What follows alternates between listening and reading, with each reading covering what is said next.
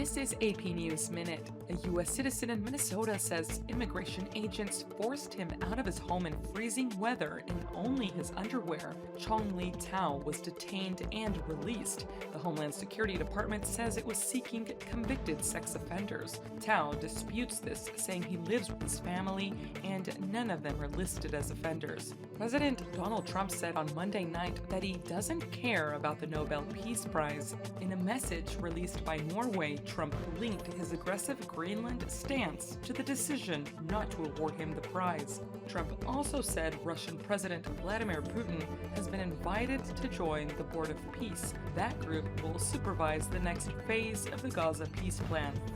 More than 100 vehicles smashed into each other or slid off an interstate during a snowstorm in western Michigan. State police said nobody died, but there were many injuries. Now, the Tennessee Valley's certified most accurate forecast from the Fox 54 Weather Impact Team. And a good Tuesday morning to you. I'm Fox 54 Weather Impact Chief Meteorologist Jordan Dressman. It is a bitterly cold morning across the Tennessee Valley, but we are going to get to enjoy plenty of sunshine this morning.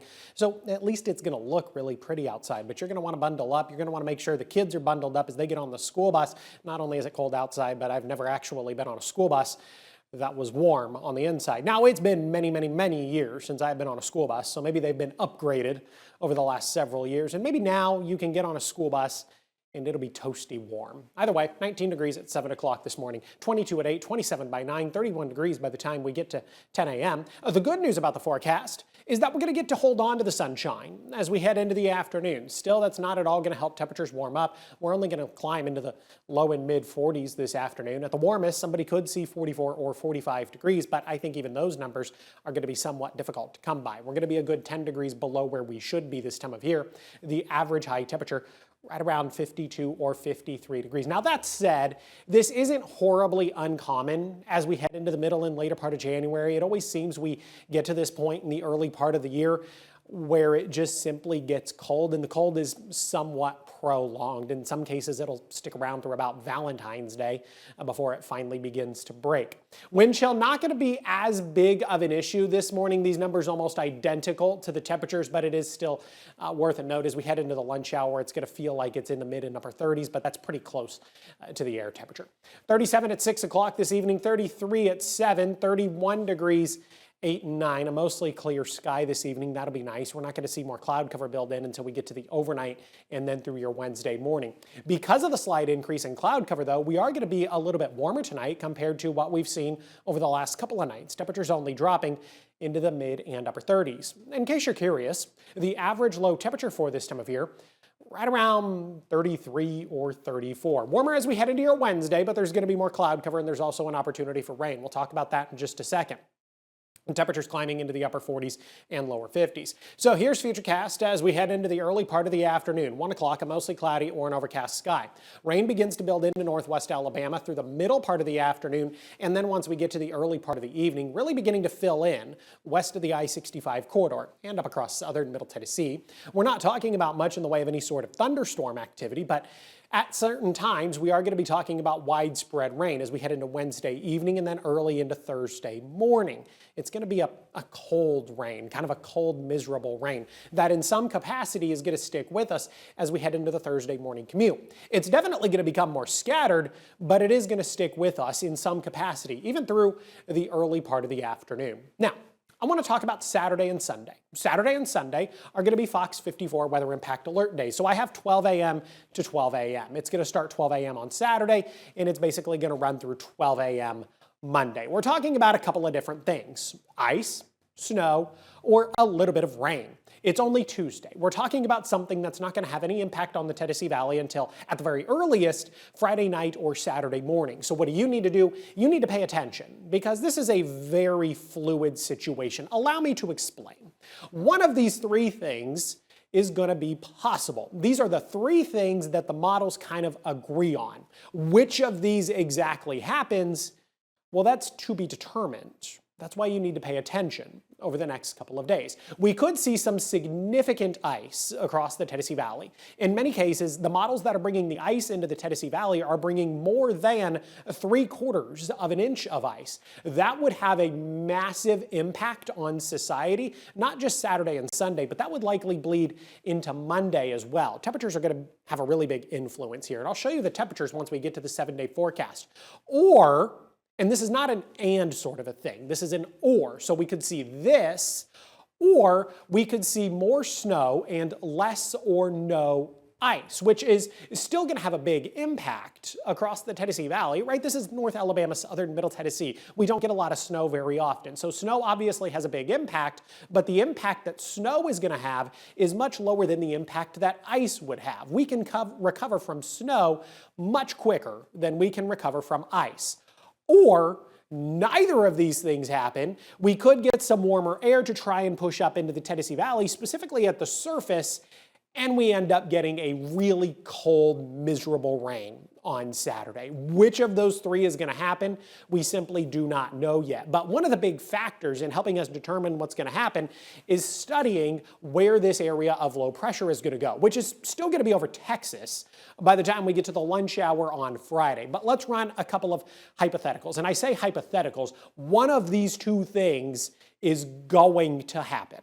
Let's say the low travels a little bit further to the south. If the low travels further to the south, say along the Gulf Coast or the Florida Panhandle, we're going to end up getting more snow and less ice because the colder air is going to be brought down further to the south into the Tennessee Valley. But let's say the low travels a little further to the north, say north of the Gulf Coast, north of the Florida Panhandle, across central and south Alabama. Then we're going to end up getting more ice, maybe a little bit of liquid rain thrown into the mix, especially south of the Tennessee River, and we're going to end up getting less snow. This one is going to be less ideal because under this low travels a little bit further to the north, that's where many of us could get the significant freezing rain. We should kind of be hoping for this one. The low travels further south, we end up getting snow. Or if the low is going to travel further north, we need it to take a really big trip north, and that would just bring liquid precipitation into the Tennessee Valley, and it would be almost a no impact sort of a thing, other than your Saturday is going to be kind of ruined because it's going to be raining. 42 today, 50, 52 Wednesday, Thursday, 43 on Friday. Look at the high temperatures both Saturday and Sunday, our Fox 54 weather impact alert days. 30 degrees on Saturday, 31 degrees on Sunday. So we are going to spend a period of time below freezing. We get back to freezing Monday of next week. Got a high temperature right around 35. Stick around to Fox 54 Plus. Got more weather and traffic updates coming up.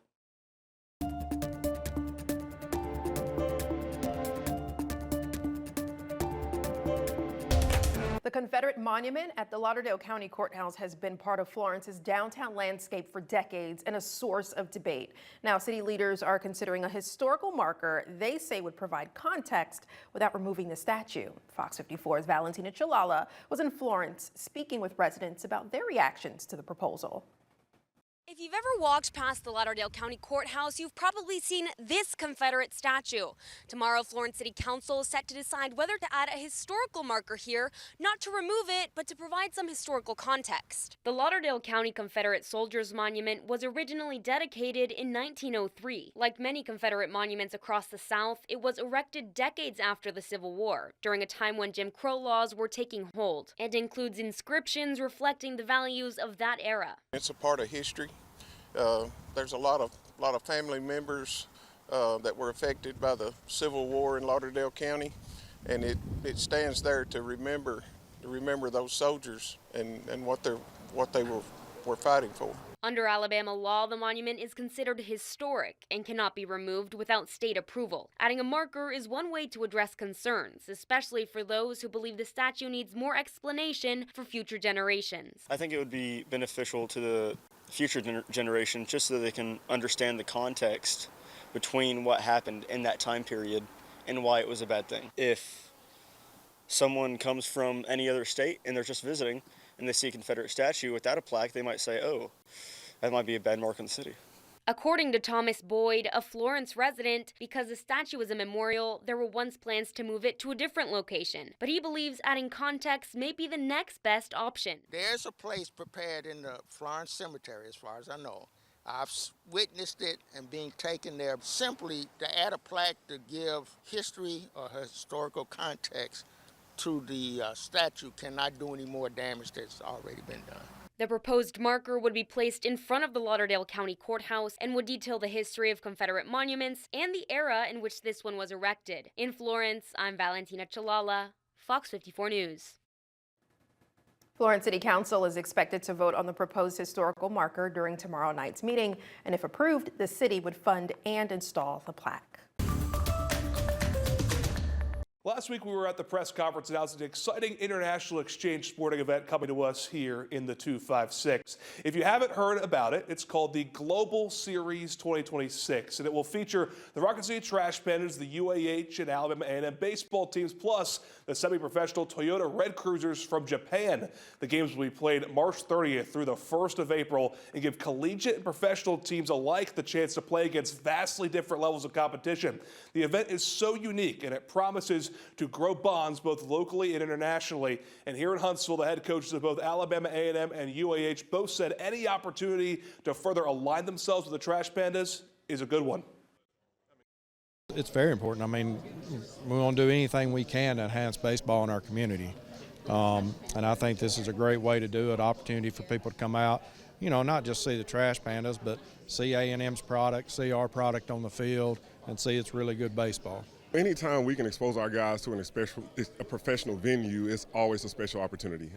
Being right here in our own backyard is no better place than expose them to that professional side. So yes, the boys are excited about it. They heard about it. Now that they know that they're playing an international team, it exposes and elevates that level of excitement. And here is a look at the scheduled day one of the event. Crosses collegiate international semi-pros. The Alabama A&M Bulldogs square off with those Toyota Red Cruisers. Day two crosses minor leagues and collegiates, UAH, and the Trash Pandas go toe-to-toe. And then day three wraps up the event April 1st between the Pandas.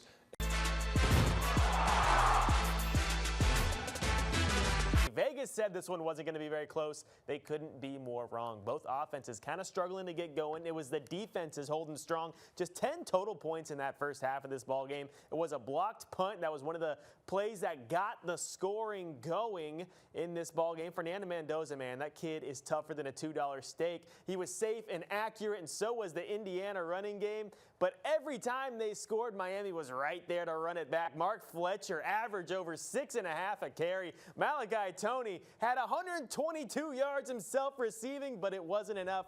In the end, Indiana takes home their first ever football national championship. Not Bama, not Georgia, not Ohio State, Indiana. What a turnaround for Curt Cignetti. The Hoosiers take down the Miami Hurricanes 27-21.